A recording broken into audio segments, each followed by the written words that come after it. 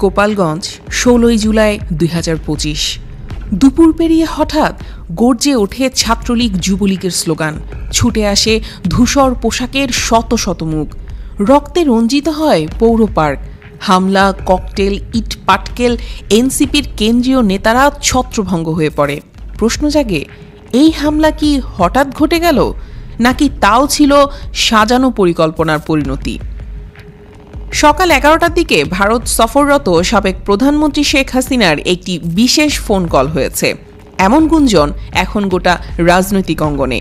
কেউ বলছেন ওই ফোন কলের পরেই ছাত্রলীগ যুবলীগ নেতাদের মুখে অ্যাকশন নিতে হবে, এই ধরনের কথাবার্তা শোনা যায়। যদিও কোনো কল লিস্ট, রেকর্ড বা অফিসিয়াল মন্তব্য নেই, কিন্তু সময়ের মিল এতটাই নিখুঁত, সন্দেহ এখন জোরালো। ঘটনাটা কি সেই ফোনেরই ধাপে ধাপে বাস্তবায়ন? দুপুর 1:35 এনসিপি নেতাদের মিছিল পৌর পার্ক ছাড়তেই ছুটে আসে একদল যুবক। মুখে আওয়ামী লীগ ছাত্রলীগের স্লোগান। মুহূর্তেই শুরু হয় ধাওয়া, হামলা, ভাঙচুর। পুলিশ চুপ, প্রশাসন স্তব্ধ। এমন পরিস্থিতি শেখ হাসিনার নিজ জেলা গোপালগঞ্জে, অথচ কোনো প্রিভেনশন নেই।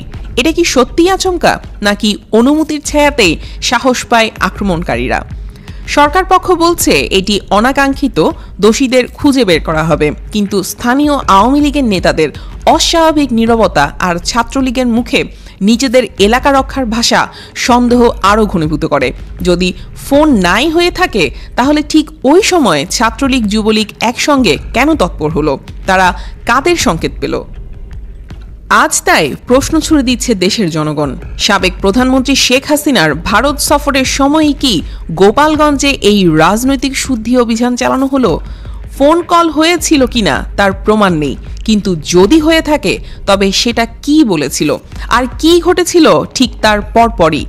এই ঘটনা প্রবাহ কি কাকতালীয়, নাকি পর্দার আড়াল থেকে পরিচালিত পরিকল্পিত আক্রমণ?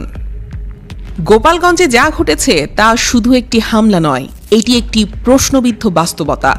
রাষ্ট্রনায়কের শহরে, রাষ্ট্রের চুপচাপ ব্যবস্থায় একটা দল হঠাৎ সন্ত্রাসের উৎসবে মেতে উঠল। এর পেছনে কে ছিল, আর কাকে খুশি করতে করা হলো এই হামলা? হয়তো উত্তর লুকানো আছে একটি ফোনের অপর প্রান্তেই।